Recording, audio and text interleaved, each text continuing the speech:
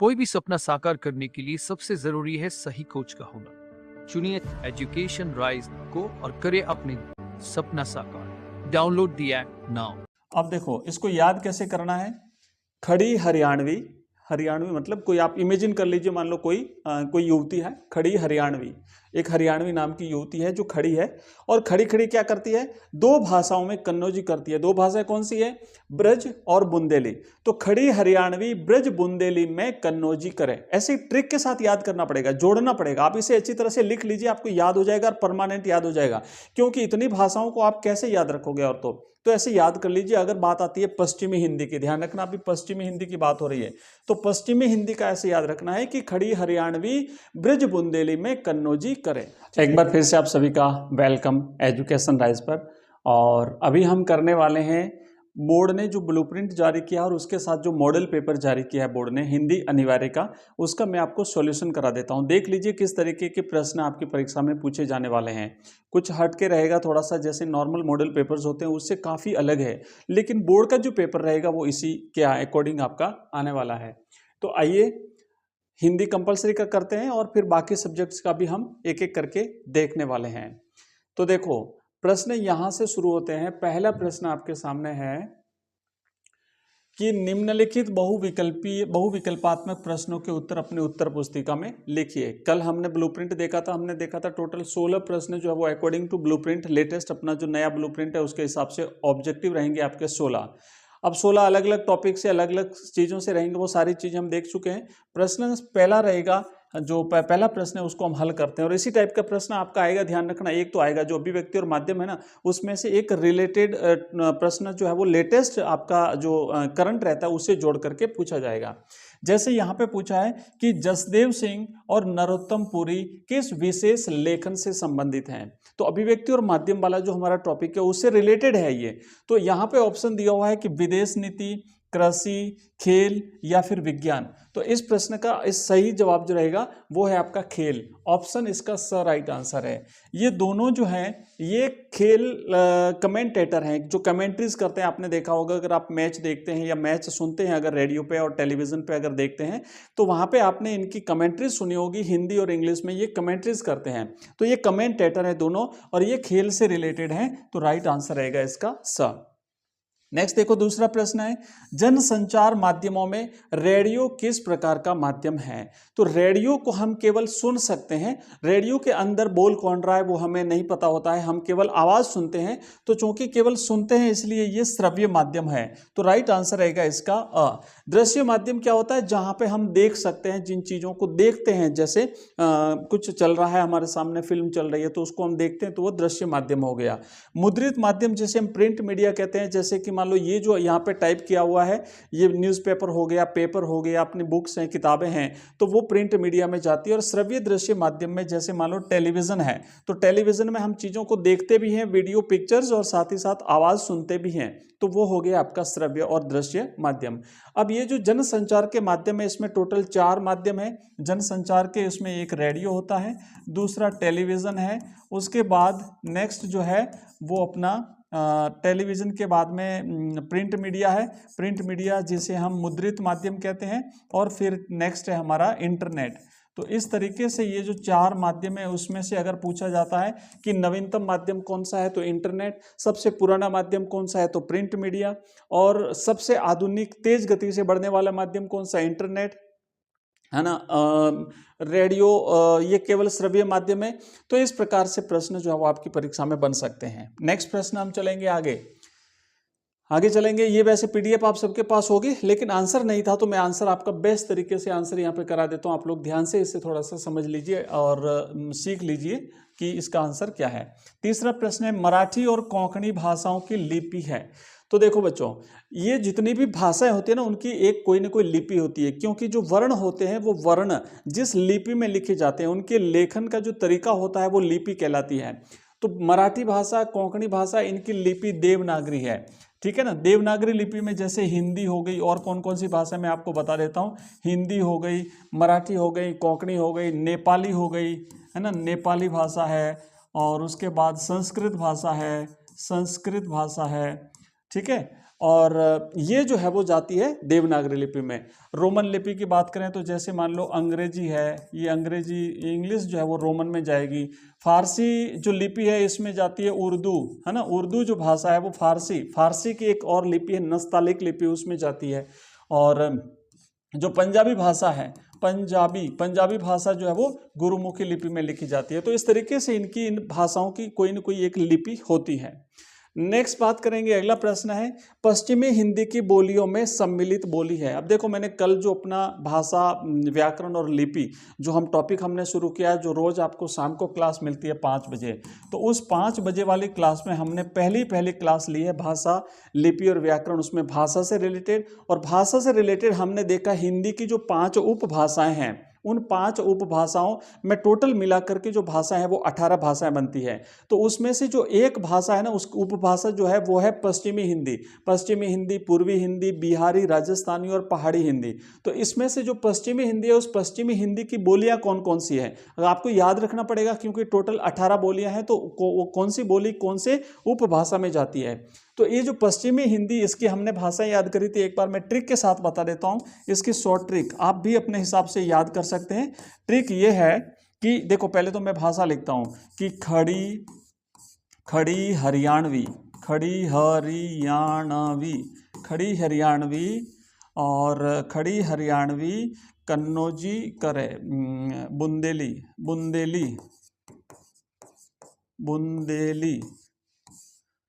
बुंदेली और कन्नौजी,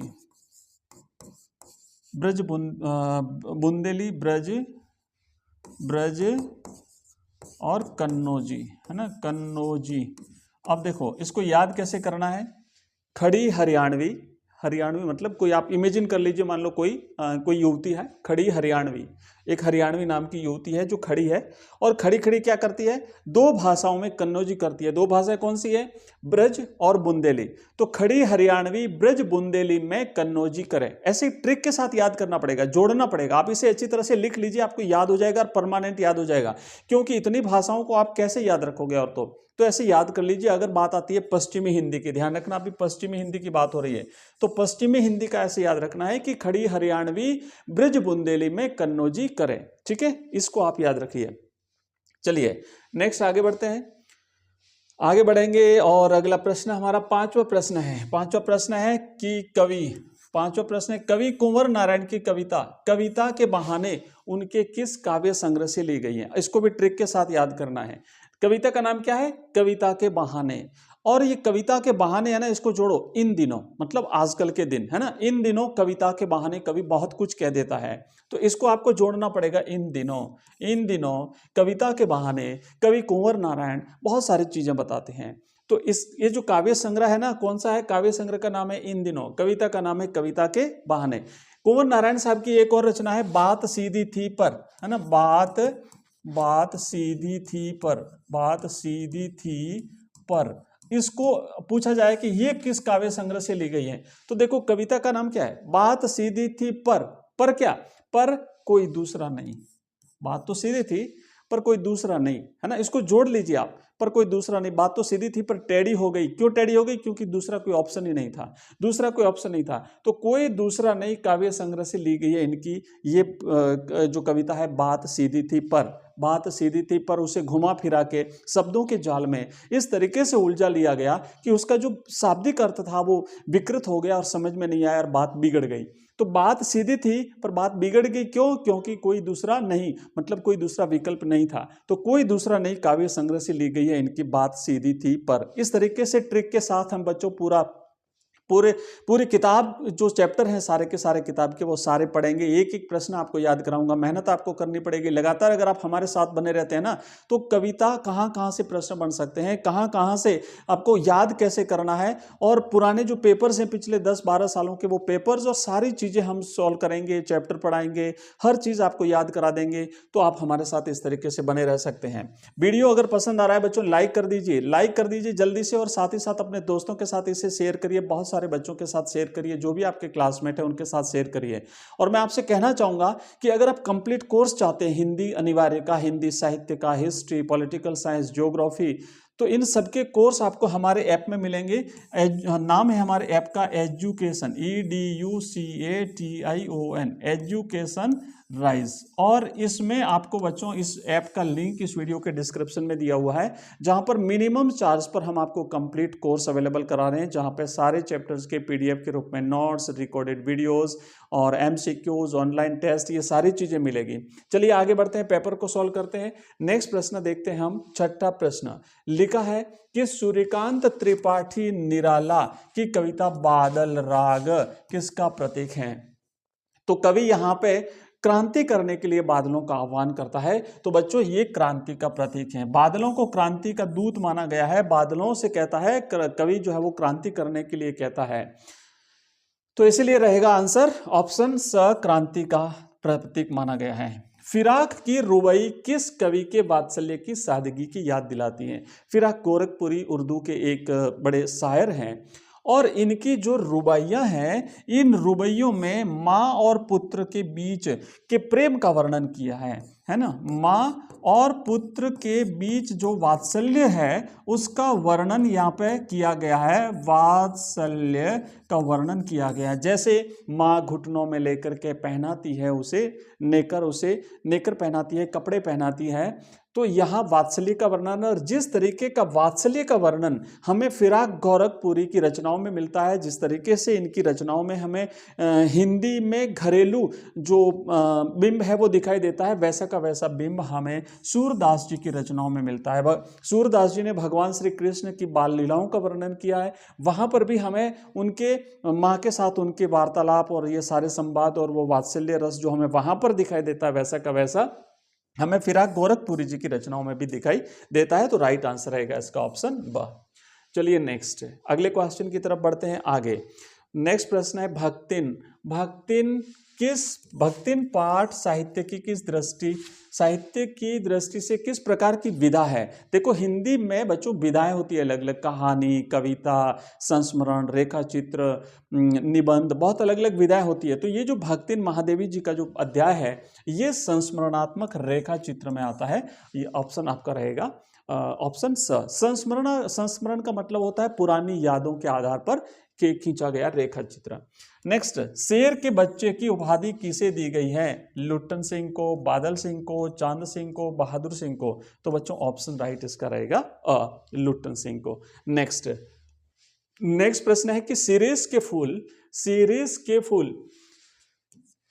के फूल नामक निबंध हजारी प्रसाद द्विवेदी के किस काव्य संग्रह से लिया गया है। तो बच्चों ये जो निबंध है सीरेस के फूल, ये इनके कल्पलता संग्रह से लिया गया है, आपको याद रखना है।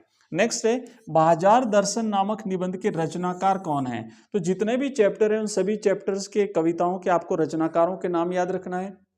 बाजार दर्शन के रचनाकार है बच्चों जैनेन्द्र कुमार, ठीक है, याद रखना आपको। धर्मवीर भारती ने जो पाठ लिखा है वो है काले मेघा पानी दे, आपको याद होगा काले मेघा पानी दे, है ना, काले मेघा पानी दे, ये है धर्मवीर भारती जी का पानी दे।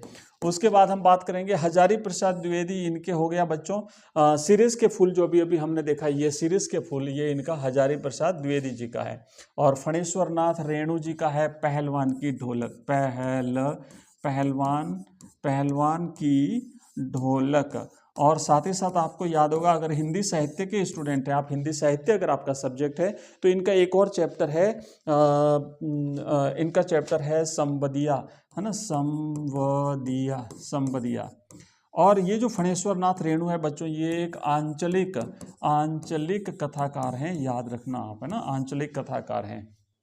चलिए नेक्स्ट प्रश्न है आनंदा कौन सी कक्षा में पढ़ता था। आनंदा मतलब आनंद यादव, आपको याद होगा जूझ कहानी में आनंदा 5वीं क्लास में जो है वो प्रवेश लेता है, फिर से दोबारा से जो वो स्कूल जाता है, तो राइट आंसर रहेगा इसका 5वीं क्लास। नेक्स्ट प्रश्न की तरफ बढ़ते हैं। अगला प्रश्न है हमारा यशोधर बाबू किसे अपना गुरु मानते हैं। यशोधर बाबू बच्चों किशनदा को अपना गुरु मानते हैं ना, किशनदा को अपना गुरु मानते हैं। नेक्स्ट प्रश्न है जूझ पाठ के लेखक को शिक्षा से पुनः जोड़ने में किसका योगदान था। याद करिए जब उसकी माँ और लेखक आनंदा दोनों दत्ताजी राव के पास जाते हैं और वहाँ दत्ताजी राव फिर उसके दादा को, उसके पिता को समझाते हैं, दादा मतलब पिता, ठीक है ना, उसको समझाते हैं। तो शुरुआत यहीं से होती है, दत्ताजी राव देसाई जो है वो पुनः उसे विद्यालय जोड़ने में योगदान देते हैं। तो राइट आंसर रहेगा इसका ऑप्शन आ।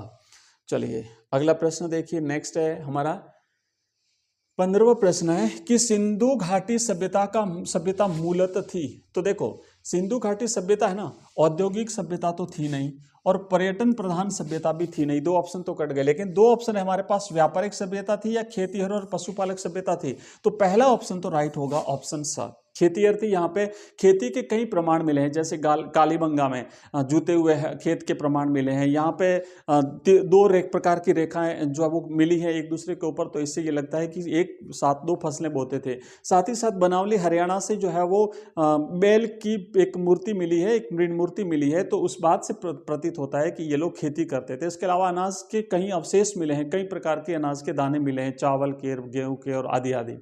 तो पशु ये था, और साथ ही साथ कई सारे पशुओं के भी जो है वो अवशेष मिले हैं। और लेकिन ये व्यापारिक सभ्यता भी थी, ऐसा नहीं कि व्यापारिक नहीं थी। जैसे लोथल जो गोदीवाड़ा था, वहां से दूसरी सभ्यताओं के साथ इनका व्यापार होता था, तो इस बात का भी ये उल्लेख मिलता है। पर राइट आंसर रहेगा ऑप्शन स पहला और फिर ऑप्शन ये। नेक्स्ट देखो, अरे ये वेडिंग एनिवर्सरी वगैरह सब गोरे साहबों के चौंचले हैं, ये कथन किसका है? तो बच्चों ये कथन यशोधर बाबू का है, राइट आंसर रहेगा ऑप्शन स। अब हम करेंगे रिक्त स्थान वाले प्रश्न। रिक्त स्थान के जो 6 प्रश्न आएंगे बच्चों, व्याकरण भाग से आपके आने वाले हैं। पहला प्रश्न है कि वक्ता या लेखक के अभीष्ट का बोध कराने का गुण कहलाती है, तो वो बच्चों अभिधा शब्द शक्ति कहलाती है। अभिधा जो अभीष्ट होता है, जो मुख्य अर्थ होता है, उसका बोध कराने वाली जो शक्ति है वो क्या कहलाती है? अभिधा शब्द शक्ति कहलाती है। नेक्स्ट प्रश्न क्या है कि शक्ति विविध आयामी अर्थ अभिव्यक्त का सशक्त माध्यम है, तो वो है लक्षणा शब्द शक्ति। यहाँ पे आंसर रहेगा लक्षणा, है ना। लक्षणा शब्द शक्ति विविध आयामी अर्थ अभिव्यक्ति का माध्यम है। तीसरा प्रश्न है चारु चंद्र की चंचल किरणें। अब आप इसको आप जो है वो अनुमान लगा सकते हैं कि अलंकार है, तो अनुप्रास अलंकार है, क्योंकि अनुप्रास में एक ही वर्ण की आवृत्ति होती है, अनुप्रास अलंकार।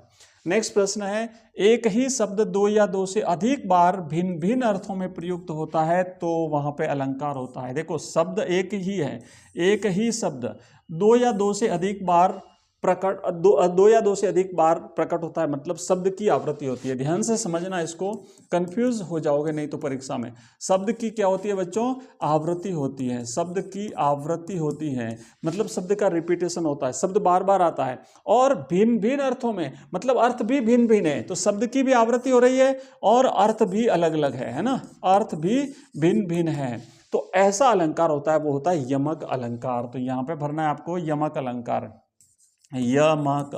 उदाहरण के तौर पर देख सकते हैं, जैसे कनक कनक ते 100 गुनी, कनक और कनक, कनक कनक ते 100 गुनी। तो देखो एक ही शब्द है और रिपीट हो रहा है ना, एक बार दो बार आया एक शब्द, और दोनों बार इसका अर्थ भिन्न भिन्न है। एक का मतलब होता है सोना, दूसरे का मतलब होता है धतूरा, है ना, धतूरा, धतूरा। तो ये दोनों बार आया, दो बार शब्द आया और दो बार अर्थ भिन्न भिन्न है, इसलिए यहाँ पे यमक अलंकार है। कनक कनक ते 100 गुनी मादकता अधिका है, या खाए बोराए जगवा पाए बोराए। मतलब एक को खाने से ही, धतूरे को खाने से ही व्यक्ति बोराए जाता है, पागल हो जाता है, नशा चढ़ जाता है। और दूसरी तरफ किसी को अगर सोना मिल जाए, किसी के पास अगर सोना ज्यादा हो, धन संपत्ति हो, पैसा हो, तो वह व्यक्ति भी पागल हो जाता है, धन के उसमें जोश में बोराए जाता है। नेक्स्ट प्रश्न देखो, अगला है बच्चों, अगला प्रश्न है कि घोषणा पत्र शब्द के लिए सही अंग्रेजी पारिभाषिक शब्द क्या है? तो घोषणा पत्र को इंग्लिश में कहते हैं मैनिफेस्टो, MANIFESTO, मैनिफेस्टो। मैनिफेस्टो का मतलब होता है घोषणा पत्र। नेक्स्ट देखो, प्रोबेशन शब्द का सही हिंदी पारिभाषिक शब्द लिखना है, तो प्रोबेशन को हिंदी में लिखेंगे परिवीक्षा, परिवीक्षा, प्रोबेशन पीरियड, परिवीक्षण काल, है ना, परिवीक्षा, ये आपका इसका रहेगा। ठीक है, तो देखो हमने यहाँ तक किए हैं, और नीचे वाला जो पूरा बाकी का जो पेपर है वो अगर आप लोग कहोगे तो मैं इसका सेकंड पार्ट भी अवेलेबल करा दूंगा, सेकंड पेपर भी हम कंप्लीट सॉल्व कर लेंगे, लेकिन आपके रेस्पॉन्स पे डिपेंड करेगा, आपका रेस्पॉन्स कैसा है। मैं बता देता हूँ बच्चों, हमारी क्लासेस के बारे में थोड़ा सा आपको बता देता हूँ कि हमारी जो क्लासेस हैं वो कैसे आएगी। तो देखो हमारी हिंदी कंपल्सरी की क्लास जो है, हिंदी अनिवार्य की क्लास जो है, ये आपको प्रतिदिन हिंदी अनिवार्य, प्रतिदिन शाम को 5 बजे क्लास मिलेगी, है ना। अभी शाम को जो 5 बजे हमारी क्लास चल रही है उसमें हम व्याकरण भाग पढ़ रहे हैं। अगर आप नए हैं, चैनल पर पहली बार आए हैं, तो चैनल को सब्सक्राइब कर लें, ऑल नोटिफिकेशन बेल को प्रेस कर दें, हमारे व्हाट्सएप ग्रुप ज्वाइन कर लें, टेलीग्राम चैनल ज्वाइन कर लें और हमारी रेगुलर जो क्लासें आती है उसे अटेंड कर लें। हम कंप्लीट कोर्स करने वाले हैं। और साथ ही साथ आपको बता दूं, हमारी इंग्लिश की जो क्लास है आज से हम शुरुआत कर रहे हैं। ये आपको 6 से 7 बजे के बीच में, या तो लगभग 6 बजे आपको ये क्लास मिलेगी एवरीडे। और यहाँ पर हम अभी ग्रामर से शुरुआत कर रहे हैं, इंग्लिश की ग्रामर से हम शुरुआत करेंगे। तो ये क्लास आपको 6 बजे मिलेगी और इसके लिए भी आपको चैनल को सब्सक्राइब करके रखना है। बाकी जो हमारी लाइव क्लास आती है शाम को 8 बजे, पर डे एक हमारी लाइव क्लास रहेगी 8 बजे। अगर आप ज्वाइन करते हैं इस 8 बजे वाली क्लास को तो आपका OMC क्विज टाइप रहेगा, बड़ा आनंद आएगा, आप लोग ज्वाइन करेंगे, ठीक है। इसके अलावा बाकी जो है पॉलिटिकल साइंस, हिस्ट्री, हिंदी साहित्य, ज्योग्राफी, ये सारी क्लासें भी हम बिल्कुल अभी आगे शेड्यूल बता देंगे आपको, धीरे धीरे करके सारी क्लासें हमारी स्टार्ट हो जाएगी, ठीक है। आप हमारा ऐप डाउनलोड करना चाहते हो, देखो मैंने कहा था अगर आप ऐप डाउनलोड करना चाहते हो जहां पे एक साथ कंप्लीट कोर्स मिलेगा। कई बार ये होता है कि आपका मन करता है कि मैं कोई भी टॉपिक पढूं, जैसे मान लो कभी हिंदी में अगर आपको पोइट्री पढ़नी है, आपको कोई पाठ पढ़ना है, आपको MCQs करने हैं, आपको कोई वीडियो देखना है, तो आप बार बार है ना अलग अलग चीज़ों पे जाओगे, यूट्यूब पे सर्च करोगे। इससे बढ़िया एक ही जगह पर अगर आपको सारी चीज़ें मिल जाए तो आप हमारा ऐप डाउनलोड कर लीजिए। वहाँ पर आपको ऑनलाइन टेस्ट मिलेंगे, MCQs मिलेंगे, हमारी टेस्ट सीरीज, सब कुछ आपको वहाँ पे मिलेगा। तो आप ऐप डाउनलोड कर लेंगे। ऐप हमारा है EDUCATION, एजुकेशन RISE, राइज। इस वीडियो के डिस्क्रिप्शन में लिंक दिया हुआ है। साथ ही साथ हमारा टेलीग्राम चैनल, हमारा व्हाट्सएप ग्रुप, जिनके लिंक इस वीडियो के डिस्क्रिप्शन में दिए हुए हैं, आप लोग ज्वाइन कर लीजिए। तो अभी तो हम इतना ही, नेक्स्ट क्लास में फिर मिलते हैं, तब तक के लिए जय हिंद, जय भारत।